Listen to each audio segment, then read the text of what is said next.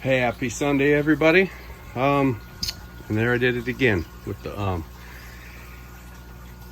winter prep is done, except for getting the lilies out. There's only a couple that have yellowed, so I'm not going to pull those out quite yet. But insulated box put around the biofilter.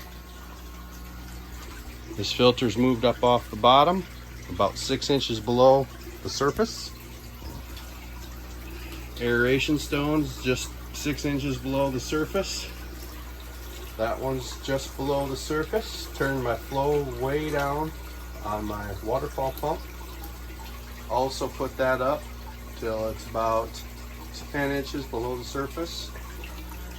And the outlet for my biofilter, I extended it and put a couple elbows on it to allow the water to come out the top and flow in a little smoother instead of it shooting in like it does and turning up all the water.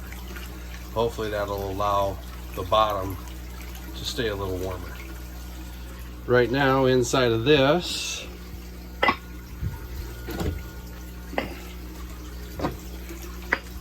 I have a heat lamp. As you can tell, it's all insulated.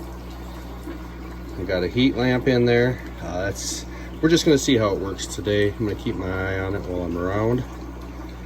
But hopefully that'll keep the biomedia somewhat, not alive, so to speak, but doesn't totally die off. So hopefully next spring startup isn't so bad.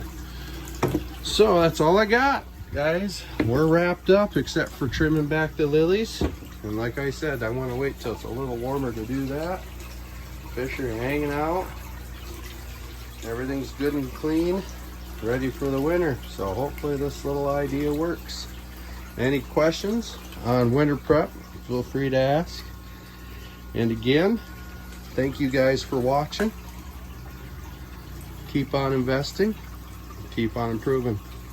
We'll talk to you on the next video.